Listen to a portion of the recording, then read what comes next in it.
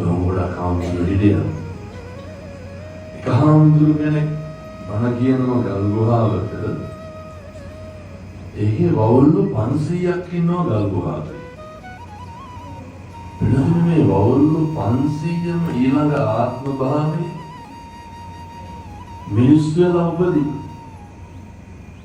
හේතුව අර ධර්මයේ තියෙන බුදුහාම උගන්වන සබ්බ රති ධම්ම රති ජිනාති. සියලු රතීන්ට එහා ගියපු විශිෂ්ට රතියක් තමයි ධර්ම රතිය කියන්නේ. අපි දැන් හින්දි සින්දුවක් දැම්මොත් එහෙම මෙහෙම තට්ටුවක් වදිනවනේ. ඔව්. ඒ වදින්නේ සින්දුව තේරෙලා නෑ. මේ ධර්ම රතිය එහෙමයි. මේ හාමුදුරු කෙනෙක් කියන හැඟීම ඇති වුණාම මේ කියන්නේ බණ කියන හැඟීම ඇති වුණාම ඒක හොඳටම ප්‍රමාණවත්. මොකක් පිණිසද? පරලෝක හිතසුව පිණිස. එනිසා මේ පින්වත් සියලු දෙනාම මතක තියාගන්න. විශේෂයෙන්ම කන් ඇහෙනවා. කාලෙකින් හම්බෙච්ච මනුෂ්‍ය ආත්ම භාවයේ තුල යමක් දැක සතුටු වීම ප්‍රමාණවත් මෙහෙමවත් බලා ගන්න බැරි උදවිය කොච්චර ඉන්නවද? මෙහෙම දැක බලා ගන්න බැරි උදවිය කොච්චර ඉන්නවද? එතකොට අපිට මොනවාද තියෙන අඩුපාඩු? අපිට මොනවාද තියෙන ප්‍රශ්න? මට දැන් එනකොට කල්පනා වුණා මම ආපුවන්නේ ඒසි වැඩ කරන්නේ නැති හින්දා දාඩි දානවා. මට මෙතන ඉඳගත්තට පස්සේ හිතුණා ඒක මොකද්ද? මිනිස්සුන්ගේ එහෙමනේ ප්‍රශ්න එක්කෙනාට සාපේක්ෂයි. අපි හරියට පුරුදු වෙන්න ඕන ඉගෙන ගන්න ඕනේ. මොකක් හරි ජීවිතේ නැවතුනහම නැති වුනහම කඩා වැටුනහම අර නැති එකට හොල්ලනවට වඩා තියෙන එකෙන් තෘප්තිමත් වෙන්න බලනම හරි අඩුයි. ඒ නිසා බුදුමාට අනේක වාරයක් පින්වන්ති වෙන්න ඕනේ. සංසාරේ උපදින හැම ආත්ම මනුෂ්‍ය ලෝක දිව්‍ය ලෝක උත්පත්ති ලබන්න ඕනේ. මේ සත්පුරුෂ අපේ ආබාධිත පින්වත් සියලු දෙනාට කවදද එහෙම ධර්මාසනයක් දකින්න පැහැදිලිද මම කියන්නේ? හාමුදුරු කෙනෙක් වඩන්නම මෙන්න මේක දකින්න සලස්සපේ අහන්න සලස්සපේ නෙමෙයි. දකින්න සලස්සපේ. එනිසා නිරෝගී භාවයේ තුමට ලැබේවා සාදු කියලා සියලු ප්‍රාර්ථනා. ඊළඟ කාරණේ එනතුනි මම මේ බාරගන්න හිතමු දේශනාවක් එහෙම නෙමෙයි. බුදුම පහට ඇවිල්ලා නේද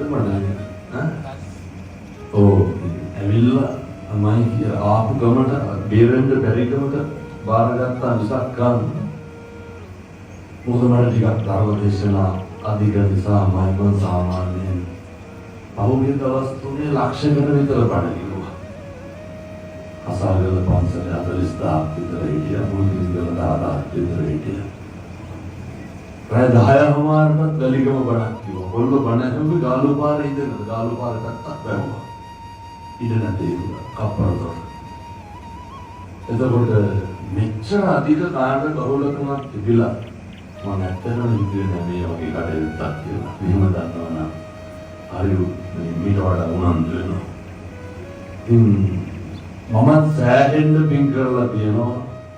මේ ඕන තරම් මිනිස්සුන්ට බණ කිව්වට ජීවිතේ මේ වගේ අවස්ථාවක් අපිට හම්බෙන්නේ හරි අඩුයි. පෙර සංසාරේ පින් කරලා තියෙන්න ඕන පින් කරා. බුදුහාමුදුරුවෝ දේශනා කරන්නේ අත පුඤ්ඤෝ බයත්තනන්දති. මේ එළව මෙලව දෙලවම හොඳට ඉන්න නම් මේ පෙර පින් දෙන්න ඕන. ඒ නිසා කවදානම් ආයේ සංසාරේ මේ වගේ දෙයක් කරගන්නද? මිනිස්සු මේක තේරුම් ගන්නෑ. බුදුරු ගන්න සියලු බුදුරුන්ගේ අනුශාසනාව කියන තැන තියෙනවා සබ්බ පාපස්සා කරන. කියන්නේ සියලු පව් නොකළ යුතුයි. සියලු පව් නොකර ඉන්න පුළුවන් එකම ආත්මය මොකක්ද? මනුෂ්‍යාත්භාවය. කුසලස්ස උපසම්පද කුසල් පමණක් වැඩි දියුණු කළ යුතුයි. කුසල් වඩන්න පුළුවන් එකම ආත්ම භාවය මොකක්ද? මනුෂ්‍යාත්භාවය. ඒ කිව්ව දේ කරන්නේ. කවදාවත් අය මෙහෙම ඉඳගෙන බණක් අහන්න පුළුවන්. නෑ. කවදාවත් මේ අසරණ මිනිස්සුන්ට බෙහෙද වෙන්න පුළුවන්. ඒ අවස්ථාවේ වාග්ය අපිට හොඳට මුදා වෙලා තියෙනකොට මම මෙහෙම වෙන්න හේතු කියන්න බෑ. ඔය බුදුහාමුදුරුවෝ දේශනා කරන කට හම්බෙලා තියෙන්නේ මොකටද? අපිට කතා කරන්න පුළුවන්කම තියෙන්නේ නැහැ. ඔය කතා කරන්න පුළුවන්කම තියෙන්නේ සම්ප්‍රදාපස කරන. පවුවලින් ඈත් වෙන්න. අපි කරන්නේ මොකක්ද?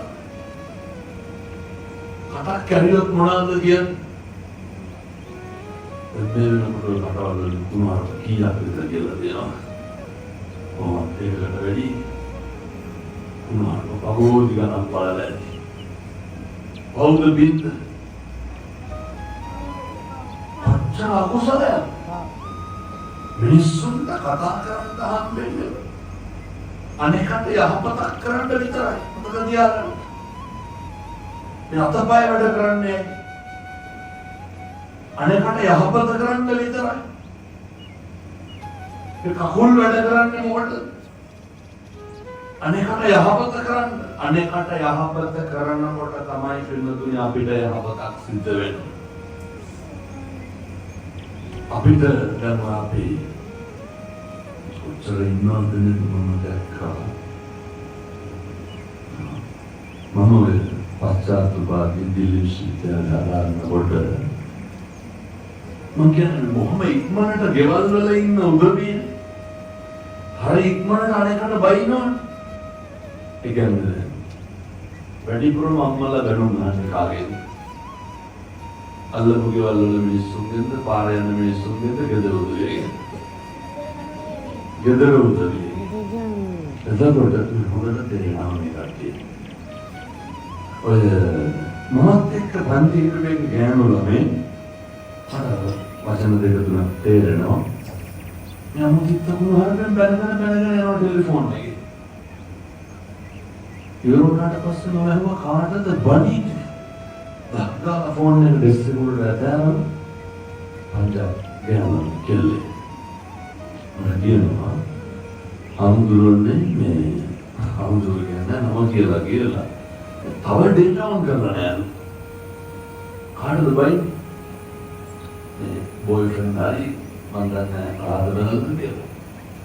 Kau hari ya, prema sambandhatawe nadattu කරන අනිත් පාර්ශවය ගෙනාන. මොනවද වෙන්නේ?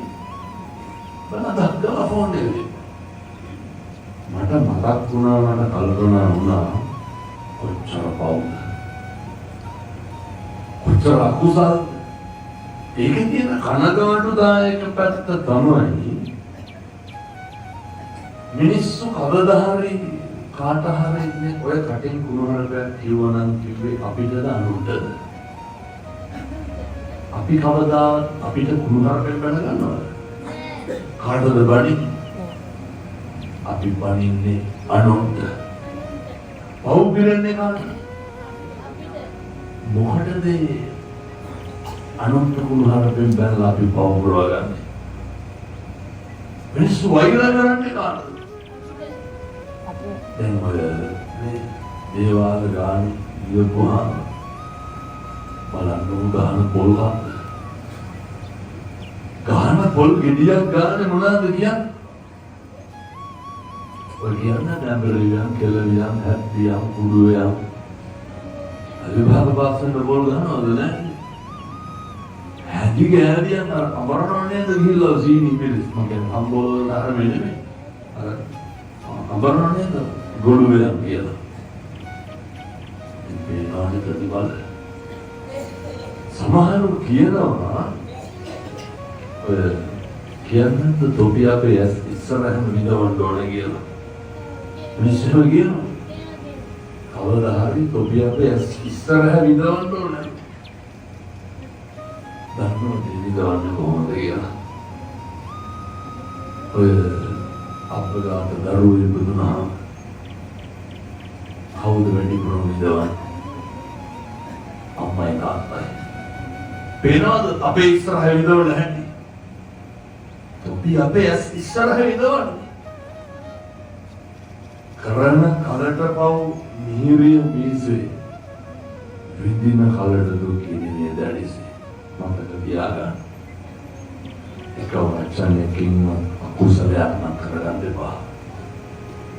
එක වචනයකින්වත් සංසාරේ දිග්ගස්ස ගන්න එපා. එක වචනයකින්වත් අනෙකට පීඩාවක් තියන්න එපා. මොකද මනුෂ්‍ය ආත්ම භාවයක් තුල පින් කුසල් සිද්ධ කරන්න වෙන්නේ හරි අඩුයි. මනුෂ්‍ය ආත්ම භාවයක් තුල